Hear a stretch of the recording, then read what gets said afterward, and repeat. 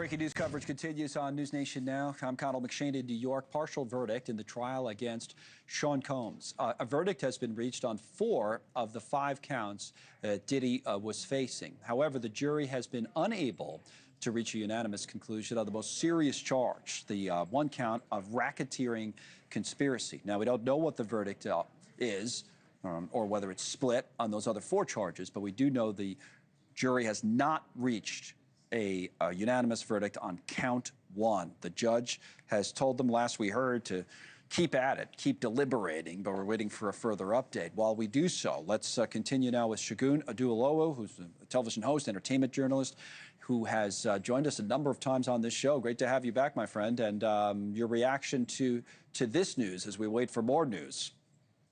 Not really surprised, Connell, because when you and I started talking about this case, we always knew that racketeering was going to be the most difficult to prove. How do you say that his music empire was really a front to engage in all of these illicit acts? Listening to the legal minds that were on before me, I agree with some and disagree with the others. I do think that the prostitution charge, counts 2 and 3, seem to be slam dunks for the prosecution, right? It brought prostitutes across state lines or engaged in sex acts by force.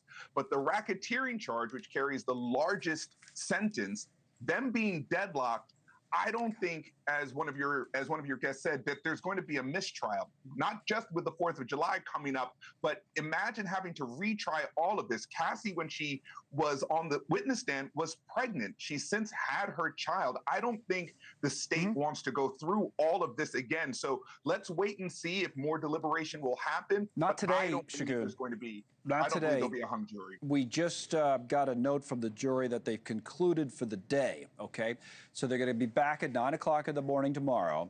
Now, here's kind of an interesting way of phrasing it from the reporter down there for the Pix 11 News, Channel 11 here in New York, as our NewsNation station, that the jury was instructed to keep deliberating by the judge, but to, quote, not surrender their personal opinions. And then right after that, we got the note saying that they've concluded for the day, back at 9 tomorrow. So keep at it, but don't surrender your personal opinions. Remember earlier, we talked about this note that it appears as if people were dug in on this RICO charge on both sides of it.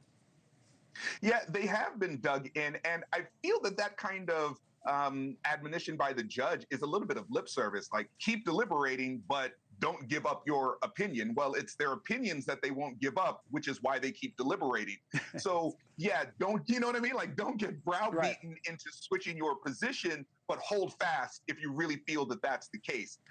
That seems like splitting the baby way too much for me. I think they are going to go back and deliberate, but if they're dug in on the racketeering, that is the hardest one to prove. Thank you for watching. Subscribe below and download our NewsNation app right now on your phone, and you will get fact-based, unbiased news for all Americans.